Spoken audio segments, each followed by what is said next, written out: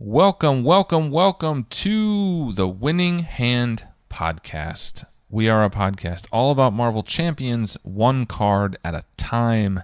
My name is Boom Guy, as all of the loyal listeners already know. But what you don't know is that I am joined today by a minor celebrity on the site marvelcdb.com. I'm joined by Andyr. How's it going, sir? Hey, it's going all right. I don't know that I've ever been called a minor celebrity in anything, so that definitely feels pretty crazy. But yeah, thanks for having me on. Yeah, I've also never seen anyone be as excited as you just were to be called a minor celebrity for a super niche card game. So I'm glad you're easily excited. The funnest super niche card game. Yeah.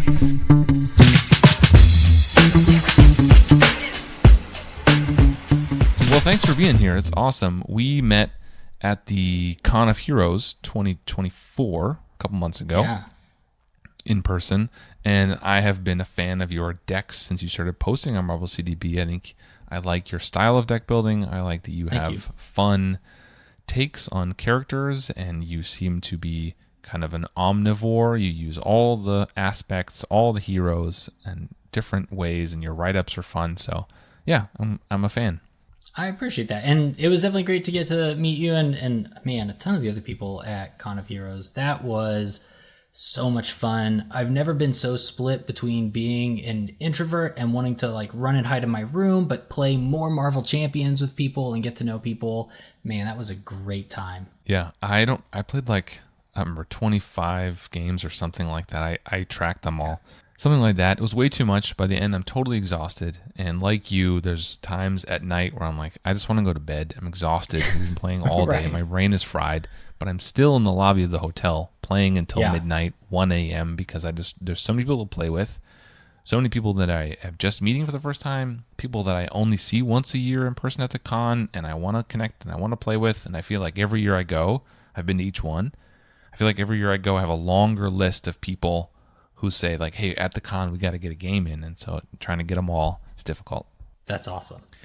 But this is not about the Con of Heroes. This is about a pretty new card, which I'm excited to talk about from the pool. Not the pool aspect, from the card pool, I should specify.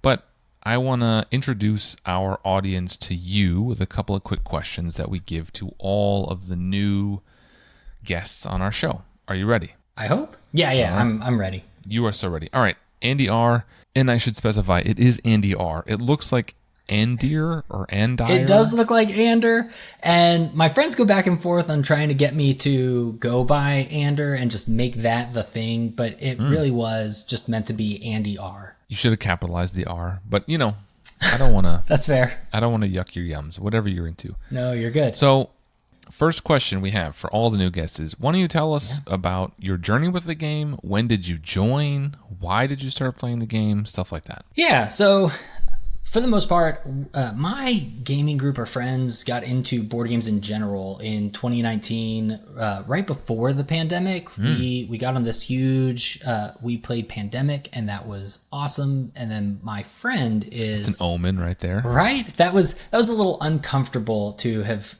just gotten done doing the heroic mode of Pandemic, and then March 2020 happened. And you did it again. And we did it again. Yeah. But this time we knew what we were doing, you know? Get the dispatcher out there. Prepared you for real life. Get the medic going. Yes. That's right. That's the best part about board games. So my best friend is a huge Harry Potter fan. And so we got Hogwarts Battle for him, which was our first foray into a deck builder. I know, different from this kind of constructing. And I wanted a Marvel version of that.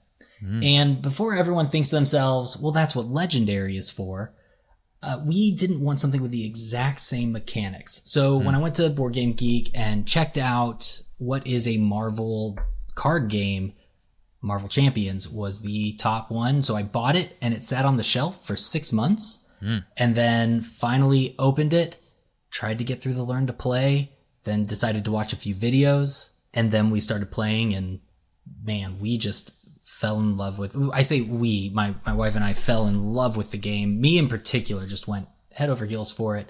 I love the Marvel IP, the movies, all of that stuff. And so this getting to backflip out of an attack as Spider-Man was just the greatest high to intro into a game. No, that's cool. So when you joined, what was like the new product? Like where in the game's life cycle did you join? Yeah, so I joined during Galaxy's Most Wanted, which was actually good because I wasn't going to go after the new content. And it was probably, I want to say we had been playing for 3 months when Mad Titan Shadow came out. Oh, okay. And so that was actually, I think the first box that we got for a campaign box was Mad Titan Shadow. So you got the core set, obviously. Everyone starts with the core set. What was the first hero pack that you picked up? Yeah, first hero pack was Black Widow and Captain America. I bought them both at the same time because I thought that I would like Captain America, my wife would like Black Widow, so we'd both play. And it turns out that the opposite was the case, where I fell in love with Black Widow. I love the preparation mechanics. Attack-Robatics is such a fun card to play. And especially, you know, when you're getting into it, you're not necessarily trying to do, all right, how can I optimize every single ounce of this? And that's still not even my favorite way to play.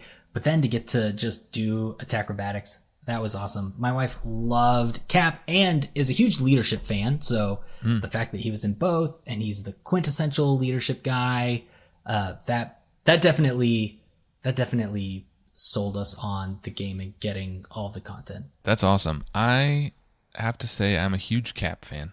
I liked Cap in the MCU. I'm not like a big comic reader, but I just think Cap's kind of cool. And he was my favorite for a long time in the game. So I can definitely get along with that. Is he no longer your favorite? Did that get derailed by any hero in particular?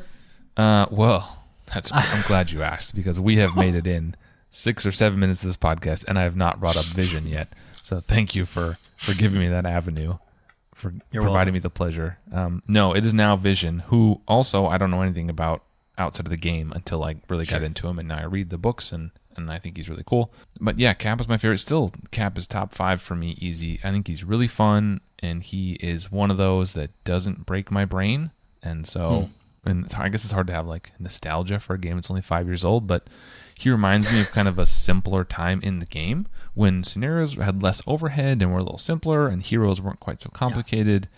Yeah. And now, you know, we have like Psylocke and the Four Horsemen, which I feel like it's just a different mental space to be in. And sometimes that's not where I want to be. Sometimes I just want to like grab Cap, throw some cards in, punch some people, shield toss a few villains, and call it a night. So I get a lot of play out of Cap still. That's awesome. But what is your favorite hero to play now? Is it still Black Widow? No, so favorite hero is Spider-Man. I still really like playing OG him. Spider-Man, Parker. OG Spider-Man, yeah, Peter Parker. I think his kit is still my favorite kit to engage with. And some of it is, I'm sure, familiarity bias of it is that first experience that got me hooked on the game because it felt so thematic.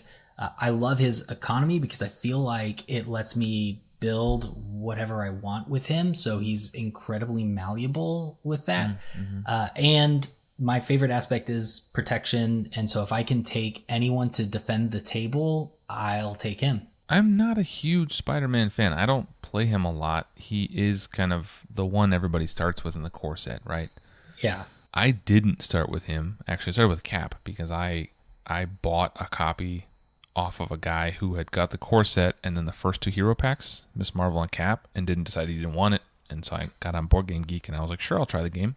Yeah. So I just played Cap because it came in the set that I bought from him. But I do really like how the core set takes you kind of thematically with Spider-Man and Rhino as the first matchup, and that also teaches you different things about the game. I think the core set is really well done, and as someone who's played the other kind of main LCGs, Arkham Horror and LOTR, a fair bit, this core set just like really holds up well.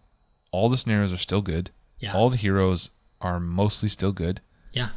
And it just teaches new players. Like you can jump in and you're playing Spider-Man or Rhino and you're like, oh, like I can get into this, right? It's not some weird person I've never heard of before. I think it does a great job of that.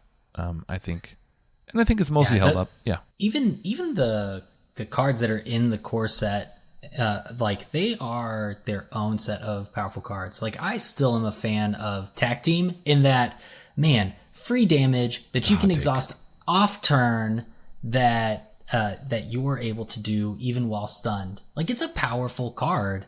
I know it is a hot take. People might get upset at me over this, but I use Tac Team and I love it. I mean, you can love it.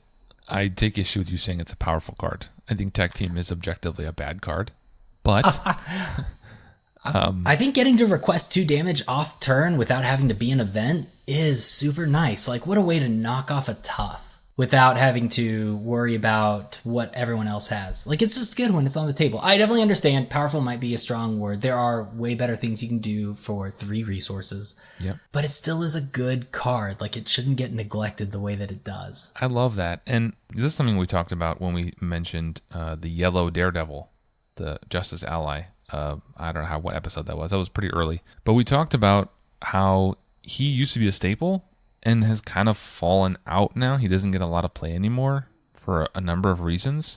But people who join the game later don't experience a lot of those cards because you get in now and you're like, why would I play Tac Team? Why would I play Daredevil? Yeah. There's just better cards. Yeah. And I think, I don't know, you gain something by starting early and you're like, well, these are the cards I have. Like, I guess I have to play Mockingbird and Daredevil and Tac Team because that's just like, those are the cards that came in this, like, whatever.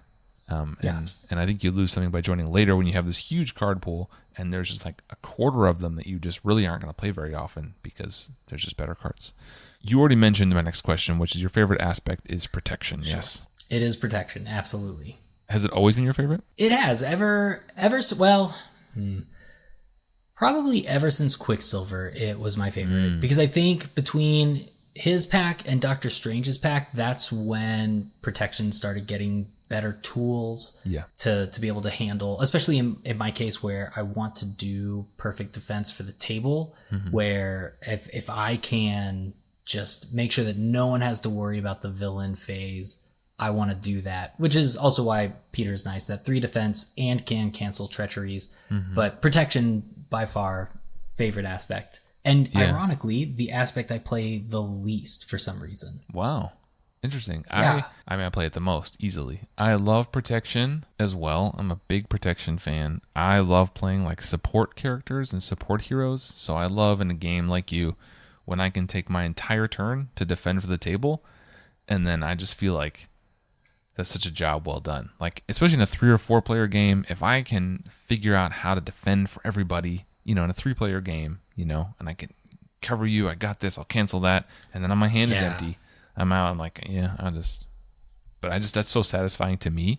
Other people disagree, Lazy Titan, my often co-host, is very against that. He doesn't care. Like, I'll just take all the damage. I don't care. I'm ready to hit. He wants to swing for aggression. So, and I'm glad people can enjoy it differently. But yeah, I'm with you on protection. Absolutely. Okay. Yeah, I will say it is funny on the opposite side of it. So if anyone else plays protection and they try to defend for me, I get real uncomfortable with that of like, no, save it for yourself. So it's definitely an interesting interplay of I will defend for you hands down. But if you say, hey, you're going to defend for me, I don't know. It's just like you don't have to do that, but thank you. Yeah, I can agree with that to some degree. I think unless it's an ally that's going to expire, like Nick Fury or Professor X, I'm like, well, let's not waste it.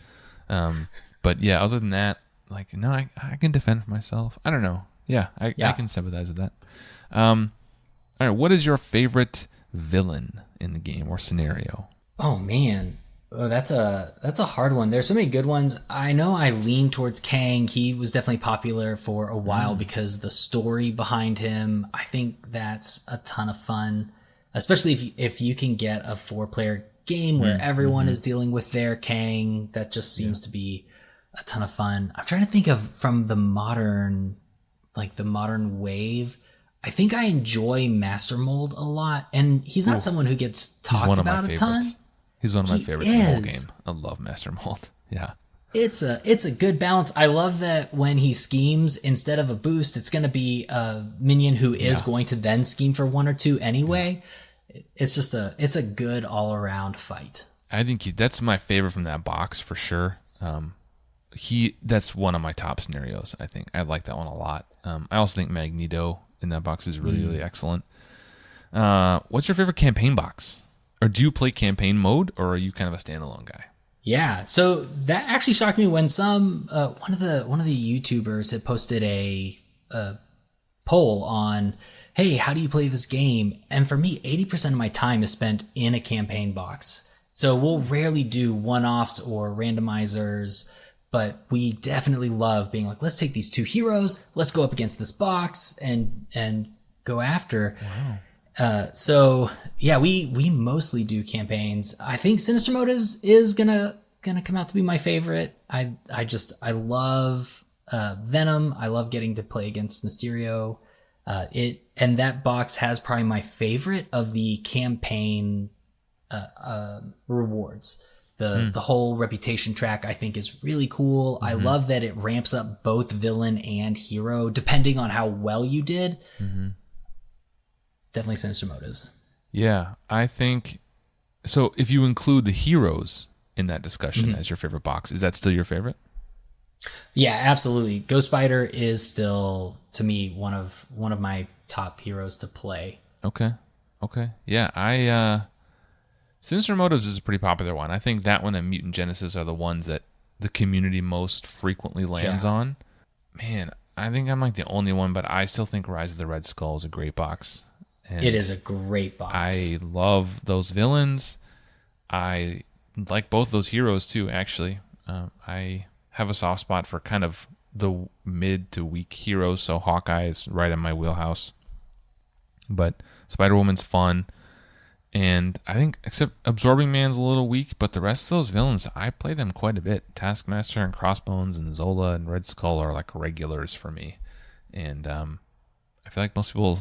Even from the campaign side, the way that one scenario impacts the next or two or three scenarios down the line, it probably still does that the best. That how you did in Crossbones absolutely affects the rest of them. Yeah. No, it's interesting. I don't play campaign mode really. I think I've said this before. I only play the campaign like one time. I get the box, I play the campaign mode, and then I put all those cards pretty much away and never touch them again, and I just play the individual scenarios. So even if I say like I'm going to play a campaign, I sit down with someone, we play a campaign, I'm just playing the 5 scenarios in order. I don't do all the rest of the upkeep and stuff like that. So I'm like, let's do the Mad Titans Shadow campaign, and I just play those 5 scenarios. It does add an extra 20 minutes of setup time and teardown time to your game if you go campaign mode. Yeah. That part is very real. It doesn't pay off for me. Like, I don't get the value out of that extra time. It just is like upkeep and additional time I don't really want to spend. I want to play. So, but that's just me. What's your primary player count and favorite player count? Maybe they're the same. Yeah. So primary player count is 2. My wife and I we play every other night, or at least had, except for a small hiatus in May and June. But my favorite is 3. I feel like it's the best balance of the way that threat is managed, the way that cards come out. It's not as high tempo in 2, where one hazard icon is an extra 50% of encounter cards, but it's not as slow as a 4-player game can get. Yeah, I will agree with that completely. I think 2-player is my most played. I think 2 and 3, I'm like right there. I probably prefer 2 by a hair just because of the time. You could just get more games in. But I really like how in 3, your decks can each get a little more focused. Like in a 2-player game, it's not always really viable to bring that protection deck that defends for everybody. You have to be able to do more. And so, and I think as the player count goes down, that just becomes even more diluted. In a solo game, you just have to be able to do everything. So the decks are a little more generic. That's not to say they can't be good, but I just feel like they're a little more samey because you have to cover all your bases. Whereas I feel like in a 3-player game, you can be like, well, I just do threat. Like I don't have any damage in this deck. I don't have any allies in this deck. I can't really protect myself all that well, but I'm going to do all the threat. And that's cool. Or like I'm going to be the defender and I'll heal people and that's it. I'm not killing any minions. I'm not thwarting anything. That's your job. And I think that's really cool. You can have your roles. That's really fun. All right, so we will now transition into the card of the day. The card of the day is one that is pretty new to the card pool, so hopefully people are excited to talk about this one. And I have been having a lot of fun with it, to be honest, so I'm excited to discuss it. The card is, of course, Take That. If you read the name of the podcast or the name of the episode, you already know that. But I'm going to have Andyr, would you mind reading the card for us? And then we'll kind of go through our categories and talk about it. Sounds great. So Take That, 3 cost, attack traded, hero action, attack, deal 7 damage to an enemy with an upgrade attached. And then it's got the nice flavor text, and don't come back from magic. Yeah, and it is an aggression event, we should say, just to clarify. True. It has a lightning resource or energy resource. I always call it lightning, but it's energy, it's called, if you want to spend it.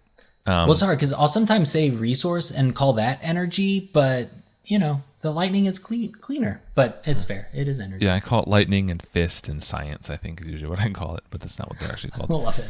Okay, so this is comic art. It is from a panel. So this comes from Extraordinary X-Men Volume 1, number 12 from 2016. Yeah, apparently it's Magic just hitting Colossus, her brother, which I'm kind of curious. I haven't read this comic series or anything like that, but I wonder if they have like a sibling rivalry relationship. Because even in Magic's kit, if you look at Magic's flavor text, she's like, there are no snowflakes in limbo. But if you look at Colossus's flavor text, he says, I'll always protect you, little snowflake.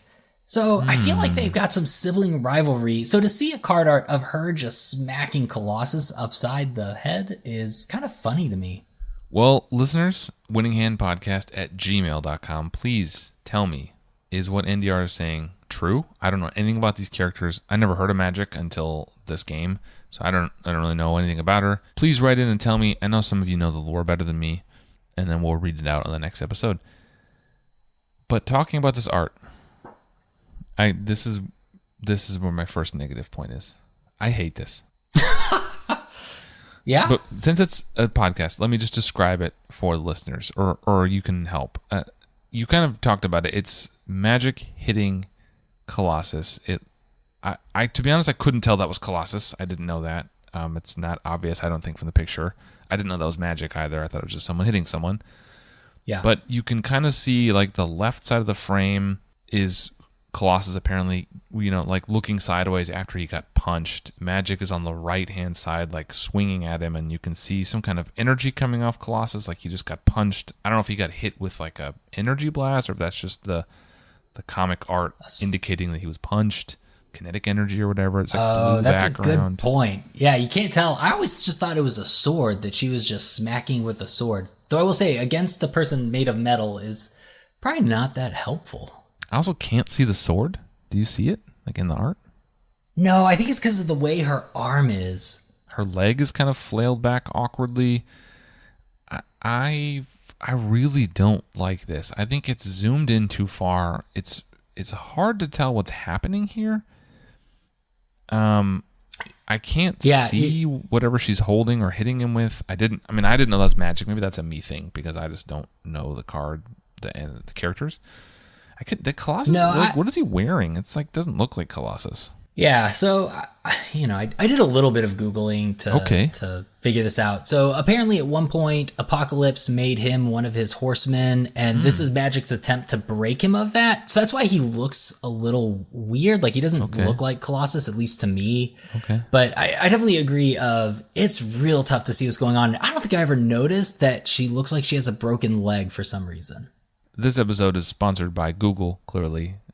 Sure. If you need to find anything I just out, searched in a generic searchable search thing. Well, why do that when you could use Google Andyr, which is new and improved way of searching? So, brought to you by Google. Google. I'm glad you got them to sponsor. That's impressive. Yeah, they care about sponsoring a little podcast like mine. Anyway, so the art. Yeah, I'm not impressed by this. I'll be honest. I couldn't tell what it really is happening. It's cropped in a little too tightly. Colossus doesn't look like Colossus, so I didn't know that was him. And this is kind of weird. It's kind of a miss for me. Yeah, I do think, like, just looking at Colossus's face even, it definitely feels not Colossus-like. Because I think the only reason you're supposed to tell is the metalness, but Also, like you said, magic without her crown is sometimes tough to. I thought it was just a robot or something. Like I can, because you can, his arm is like metal, but it could just be an android of some kind. Yeah. Yeah, I don't know. I was kind of wish he had some type of armor on him, some upgrade, make it feel thematic. Yeah, I mean, and you are leading us. You've listened to this podcast before. You're taking us right into the next category, which is theme. And thematically, does the art and the flavor text and the everything, does it kind of make you take that? Does it feel like it all fits in thematically? The Deal 7 piece of it definitely does, especially on the upgrade side of you're basically targeting and saying, I'm gonna hit the ever-living out of you, and then you play this card and you do it. So that definitely does feel thematic in terms of the name and what it does. But I definitely agree of the art just feels like a generic aggression. I'm just gonna hit you art. Like you could have made this someone giving an uppercut and it wouldn't feel that different to me. I mean, this could literally be the art from Uppercut, and it would feel the same, right? Yeah, absolutely. Okay, so, yeah, it's attack traded. Take That is kind of a cool name, and the flavor text doesn't really speak. It's just, and Don't Come Back, which doesn't really, I don't know, doesn't tell me a ton about the theme. No, I feel like you're supposed to be like, take that and don't come back, because... it sounds fun to say out loud. I guess if you say all of it together, that's true. But it is weird that it's separated because no one's going to really say that, or at least I've never played this card and said that flavor text. No, but I think flavor text is like a fun thing about cards that is like underexplored. I feel like. Yeah. Well, generally, I think the art and graphic design of these cards is underexplored. I think most people who are talking about them and YouTube and podcasts are just focusing on the card, and it could really be blank like the art. Yeah. So, not to recommend podcasts to you, listener, but if you haven't listened to Winning Hand, they do a great job talking about art. You should give a listen. I always appreciate that they consider that. Yeah, they're awesome. All right, well, so then let's talk about the power of this card. And I hope you have thoughts. I do. I have lots of thoughts on it. But I'd love to hear yours. No, you go ahead. You're the guest. 3 for 7 feels good, and then the upgrade attached, and that's where it gets kind of hazy to me on do I like this card or not, because there are some people who they can do attachments easily and they're free and not a part of your hand, so it doesn't feel like an extra cost. Then you just get to hit this at 3 for 7, and that's awesome. And then there are characters where you do have to play that extra card to get it to be able to target someone, and that's when this card can feel a little more like a drag than a help in what you're doing. I agree with you. It is very specific to the hero because there are not that many upgrades that are in aggression that you can put on enemies. Yeah. Right? There's a couple. There's Gatekeeper and Marked. And then Suppressing Fire that also came in the same pack as this one. Oh, Suppressing Fire. Yep, that's another one, new one. But there aren't that many. But I think you're right. It's just those 3. And I think... So one of the things I think is curious about this is if we take Swinging Web Kick to be the kind of baseline damage, 3 cost, 8 damage. That has been since the beginning. That's kind of in the baseline numbers that we judge attack events on. I feel like the fact that it has an additional step you have to meet would make it do more damage or be cheaper rather than less damage, right? Like I feel like there's an additional hoop I have to jump through here to make this work, so it should pay off more, but instead it pays off less. And it's an aspect card, and aspect cards are never as good as the hero cards. But I feel like this could have just been 3 for 8 or 3 for 7 with overkill or 3 for 7 and something. I don't know. I feel like at first glance you're like, oh, this is awesome. And it came with Iceman. And so we should say that, right? Iceman has an easy way to put attachments out, or like a relatively easy way to put attachments out. I don't think it's as smooth as it should be. But for some heroes, this is going to be great. And it's just an additional attack event, basically. Like for Nightcrawler, when he comes out, you're just going to be able to put Bamf out and do this pretty easily. Or if you are, I love this with Rogue. It's like super easy. You just slap an attachment on and you can hit for 7. But for a lot of characters, you have to then also put in those 3 upgrades, right? And Right. Otherwise, this is a dead card. And the other side is that those upgrades, like if you stick to the aggression upgrades, that means that this is going to be 3 for 7 on minions. Because if you have no way to attach, and like you said, few heroes can actually attach an upgrade to the villain. So, Spider-Man can do it because he has webbed up. Valkyrie can do it because of Deathglow. And I think at that point, let's take that be a little more versatile. But other than that, you either have 3 for 7, just straight and the upgrade, or, you take Into the Fray to do 3 for 6 and be able to take threat off the main scheme, or Fusillade, which is 2 for 5 and exhaust a weapon. And so it definitely is, it feels like it's trying to be in the middle of those two cards. And that just makes it tough to include in a lot of other heroes. Yeah. Like you said, Fusillade, but also Relentless Assault or Into the Fray are just usually better options than this card. Yeah. Okay, so if you're doing a Hone Technique deck, you could potentially make this 3 for 10. But the problem there is, unless you're adding Marked to the minion, like, you aren't really going to... You're not going to take advantage of that because you're going to lose it. It's not overkill automatically. Yeah. So that's a lot of damage to put out that feels like it's get wasted. Yeah, agreed. I think...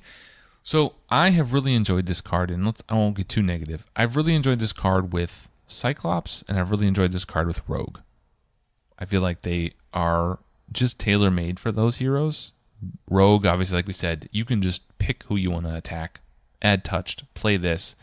You'll know at the start of your turn whether you have this in your hand or not, so you can put touched on the enemy you want to hit, and that's easy. And if you're doing Hone Technique at that point, you can just put it on the villain, 3 for 10. That's really good. Cyclops has all those attachments he's cycling through that you're going to put on people all the time, and he has his big attack, but he has his Optic Blast, and then this works with that too. Go ahead. And Cyclops is nice that in his alter ego, you can pull that card out. So it's not like you're taking an extra card out of your hand just to be able to get this card to work. Yep. Because that's part of... I've enjoyed this card with Valkyrie, stick Deathglow on whoever I want, and then just hit them hard. And I think it works out well for her, but I do have to manage how I'm paying for Deathglow. I have to make sure that I'm able to pay for that and this card. But Cyclops and his alter ego ability definitely makes this nice to make sure that you're not dinging your hand too much in order to get this card to work. Yeah, I think, Valkyrie, famously the first draft of Rogue, works with this pretty well. I think the cost of Deathglow doesn't help. Yeah. Because you have to pay that and then also pay this, and that's difficult to manage without a consistent resource generator. But I think she's one of the few heroes that really can take advantage of this. Outside of those three, you're having to jump through quite a few hoops for most of them to make it work. And there aren't enough attachments, like we said.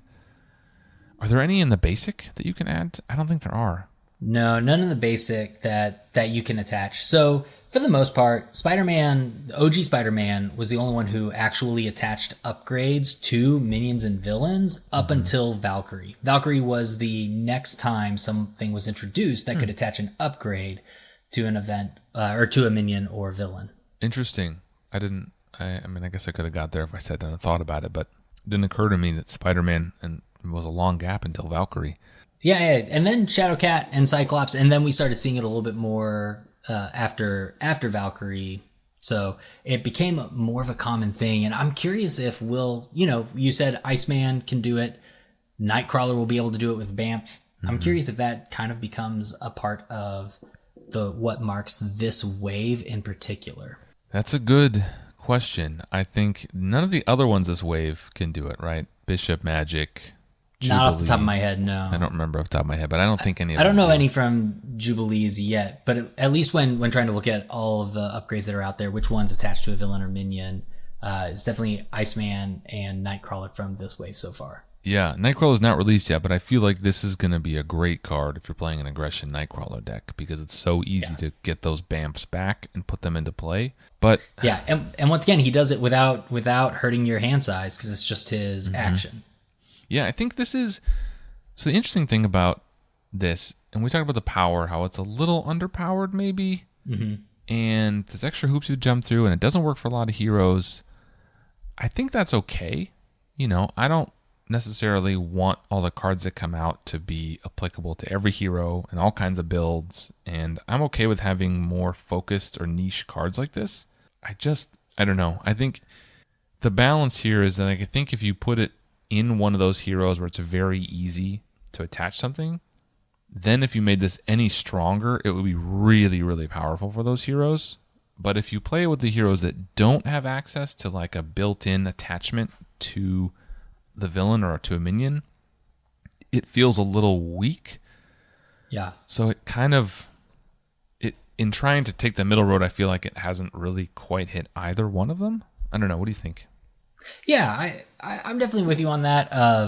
I love it in comparison to Uppercut, where a 3 for 5 without any strings attached, which I think is kind of what they try to base aggression off of. It's nice that this is more damage than that for that cost. But like you said, knowing that any other hero is going to have to do it to minions, I would rather save the deck space on minion attachments and take Into the Fray with me. Because the number one attachment I'm bringing with me in this deck is, in a deck that's with Take That, is either going to be Marked or Gatekeeper. And I will say I've learned to enjoy Gatekeeper because of this card. I used to think that was an awful card. You're giving patrol, you're giving 2 health. Agreed. But with like Spider-Man and aggression, someone who we already know is not a good thwarter in and of himself, it's nice to give him a way to remove 4 threat off the main, especially in solo play. And so, like, this has helped me enjoy Gatekeeper more, but I would definitely want to see better effects coming from minion attachments for me to feel good about this. Or same is true of Suppressing Fire with Valkyrie, someone who doesn't want to defend, so she's taking hits. So if you can heal her some through attachments, like that's great for her. But you're going to find it hard for me to take this with me in a Ghost Spider deck, or someone who already is not really prone to that style of play. I think one of the things, I agree with you on Gatekeeper. I think there was a time not that long ago where I thought Gatekeeper was just bad. Like, that's just a bad card. This has redeemed Gatekeeper a little bit, which I am always excited when the designers find new cards that can help make older cards that I maybe overlooked or didn't use very much more relevant. I think that's really awesome. I will say that this is generally enough damage that even those 2 extra hit points kills it, so that's fine. I wish which goes into your wasted damage, is that you're not wasting damage anymore. Yeah, because you're adding those hit points, but you're going to get some thwarting. So it almost makes it into the fray, but there's more hoops to jump through.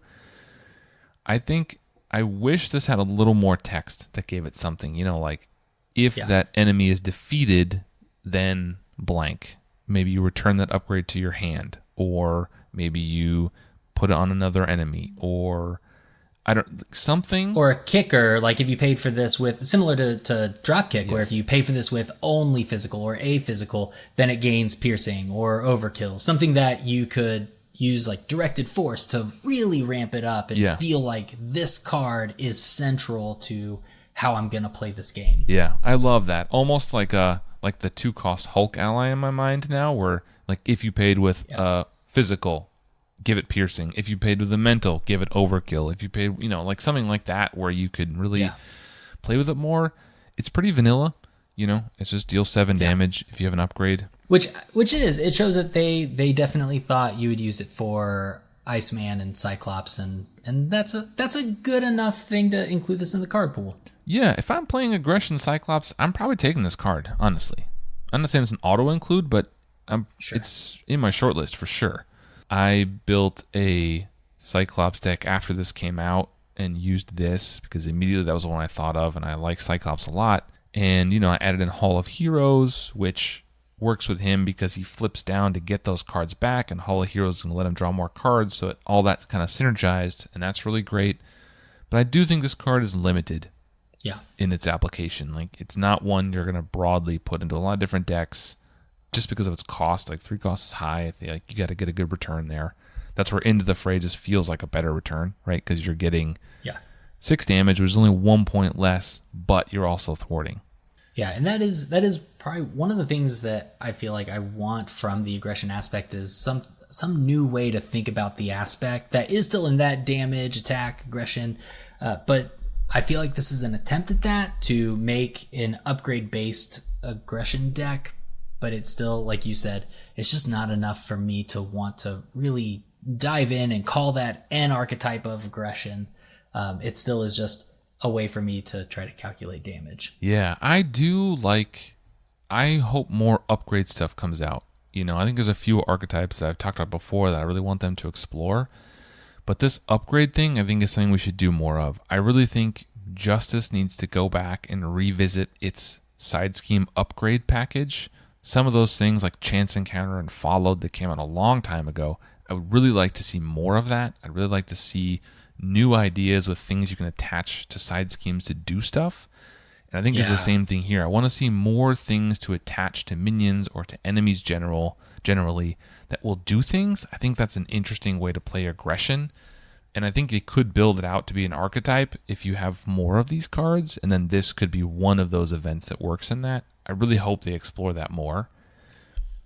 Yeah, that would definitely be cool, especially with how much they, at least with Cyclops, they dove into. Now every aspect has some way. Like I love Pinned Up, but it's also hard that, unless I'm bringing a Spider-Woman deck, and once again, that means I'm capping this to just minions. I'm never really gonna get to use those with this card. I love Pin Down. That is. Sorry, yeah, Pin Down. Yeah, I love that card. 0 cost upgrade, which reduces the attack by 2 for the minion. That's such a fun card. We did an episode on that early on, but that's a really great card. I think Marked is really good too. Marked has real potential as the beginning of that archetype, and Gatekeeper and other things. I think it's a clever idea to add hit points and add patrol, but then you get thwarting. I think all that is cool, and I think. I don't want to make this about other cards, but in Justice, one of the cards I think of is Ambush, which is a pool card that you attach to a side scheme, and it has a crisis icon, then it discards a non-elite minion after you clear it. But I'd like to see Justice lean into that more. Like, give me more ways to use my thwart on side schemes to get them to do stuff, right? Yeah. Like you have one way or another to pull those side schemes out, just like you have Looking for Trouble and Aggression to pull those minions out. You have to have ways to get them, and then I want to use them when they're there. Like, let me put things on them, let me attach things to them that are going to help us out. I think those are really cool ideas that kind of got explored, but Justice stopped doing that a long time ago. I feel like Chance Encounter and Followed came out wave 1, maybe? Wave 2? Yeah. But those are cool ideas. Yeah, and like you said, I definitely hope it gets explored. I hope that Take That becomes more useful, even though right now it is very niche if you're gonna create an aggression deck around this. Yeah. All right, well, the last category is fun. So how fun is Take That?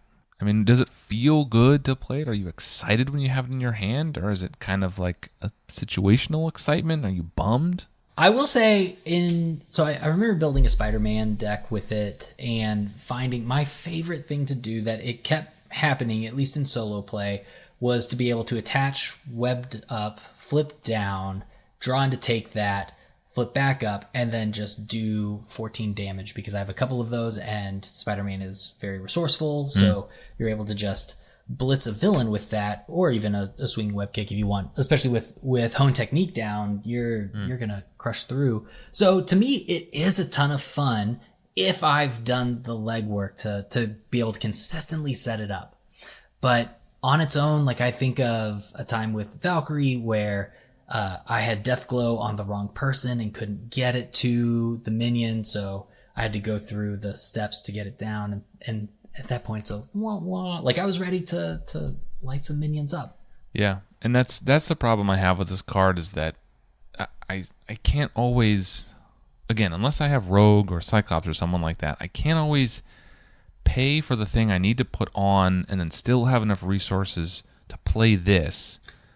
Yeah, it can be a tricky thing to get going. Which is why, like, I do appreciate that both Gatekeeper and Marked, and I think Suppressing Fire too. Yeah, Suppressing Fire, like, they're all 0 cost, which is good. Like you said, Rogue Touched is basically free. It's just an action.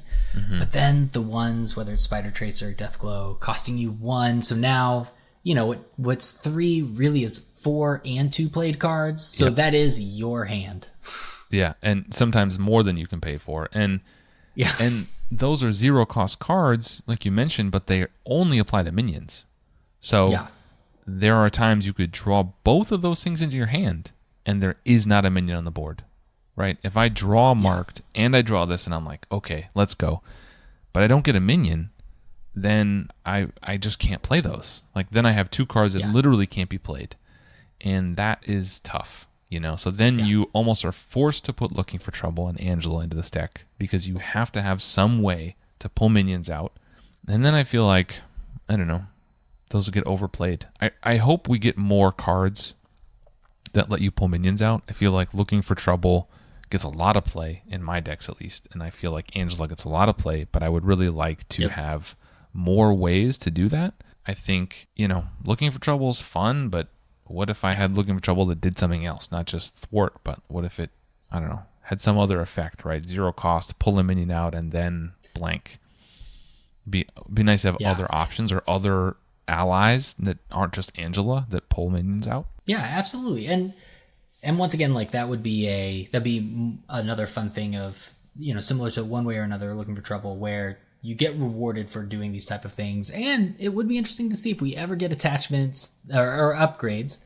It would be interesting to see if we ever got an upgrade that could attach to the villain. And then this card takes on a whole new life. I don't have to only set it aside to heroes who can attach upgrades to villains, which so far that is only a hero ability. That's why when this came out, I immediately went to Cyclops to build, because he has ways to put them on the villain, right? But we've talked about the same 4 heroes: Nightcrawler, Rogue, Cyclops, and Iceman, and Valkyrie. But outside of those 5, nobody else can put something on the villain, right? So this is strictly a minion card, and then you also have to find a minion, attach something to it, and play this card. Yeah. So the fun, I will say, I think it's fun when it hits.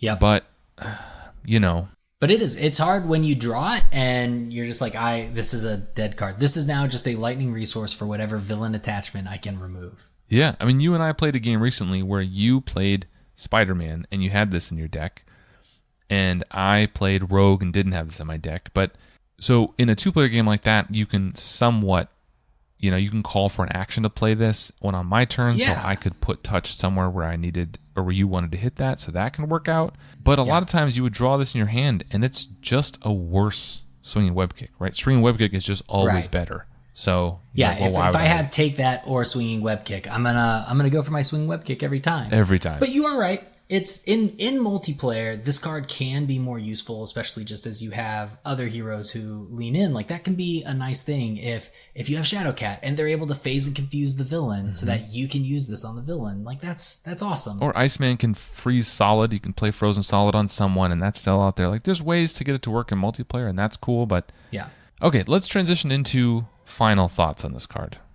Ooh, yeah. And I'll let you have the last word. I usually let guests have the final say. I am going to give this card, we always say 5 is true neutral, right in the middle. Okay. 5 is not a failing score, it's just right in the middle. I'm going to give this card a 5. Okay. I think the art for me is not very good. I don't really, I can't see what's happening. It doesn't tell me a lot about the card. I think it is very situational. It can be good in the right hero or in the right deck, but right now there's not a consistent way to get those upgrades out. There's not a ton of them outside of the 5 heroes we keep mentioning. So I think all of it is kind of held back. So it's a very situational card in an aspect I don't play a lot, to be fair. So for me, it's right in the middle. It has uses, and I definitely will play it sometimes, but I won't play it a ton as the card pool stands now. Yeah, that's fair. I will definitely lean into this card if I were ever to do both Valkyrie and Spider-Man. Like you said, in those 5, I give this I feel like a 6.5 or a 6 to 7, just in terms of if I'll go a solid 6.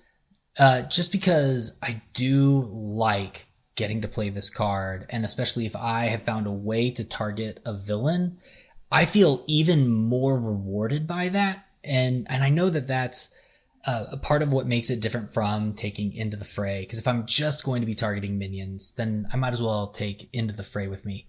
Mm-hmm. But there is something to be said about getting to do 7 damage to the villain. So Valkyrie is, as a good example, if I can get Death Glow on the villain, and I've got, these 3 take that's, these 3 have at these, that all of them do 7 damage, then I'm going to be doing 42 damage on 1 pass through in the deck. That's enough to knock anyone in solo in just 1 pass through on the deck if you prioritize that card. Like, that's pretty rewarding on its own. But even in just think about it as a deck building, I know my favorite way is to build off of a role of, hey, this character is going to handle this role. And I think of take that as a good, this is the player who is going to call this minion or this villain. They're going to say, I'm going to do this to them. And like you said, Cyclops leans right into that. That is his shtick. So I definitely do enjoy having this card in those 5 heroes. But aside from that, so I think I've convinced myself down from a 7 to a 6. Okay. But I do find it fun. Yeah. Like, I will say the best part is saying, hey, I'm going to pay 3 to take that. Like, who doesn't want to do that? Don't come back. That's right. And don't come back. Get in that discard pile or victory display. Yeah, I think we ended up fairly similarly on this card. I hope it, portends new exploration into this kind of archetype. I hope that's coming. But on its own, it's right in the middle for me. Not good, not bad. So you mentioned, or I mentioned earlier, that you are a huge deck builder. You built a deck around this card that I will link in the description below of this episode. Or if you're watching on YouTube, it's in there. It's in the show notes if you're listening on a podcast. So Andyr's deck built around Take That will be in there.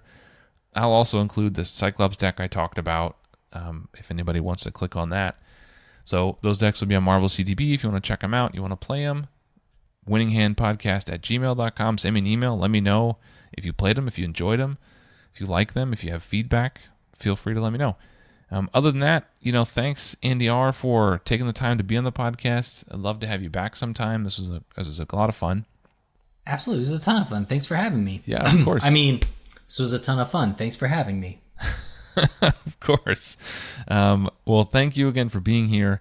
And listener, if you made it this far, take 30 seconds to rate and review us on whatever platform you're listening on. That does help a lot, and it's free to you, but it means a lot to me and to Andyr, who is a fan of the show and a friend of the show. Absolutely. Please like it and subscribe or comment. I'm only used to Marvel CDB, so I only know of comments. Yeah. I don't know that there are other ways to interact with mediums. Well, if you're on Apple Podcasts or Spotify or whatever podcatcher you're listening on, there's some way to tap 5 stars and some let you leave a written review. Those do help a lot. If you're on Apple Podcast, that helps move us up the charts a little bit in the games category. And if you're on Spotify and you rate us, that helps us move up and get us in front of more eyes who might want to listen to us. So thanks a lot for coming, and I will say goodbye for me, Boom Guy, and Andyr, and we will see you in the next episode. Bye, everybody. You can say bye. Bye.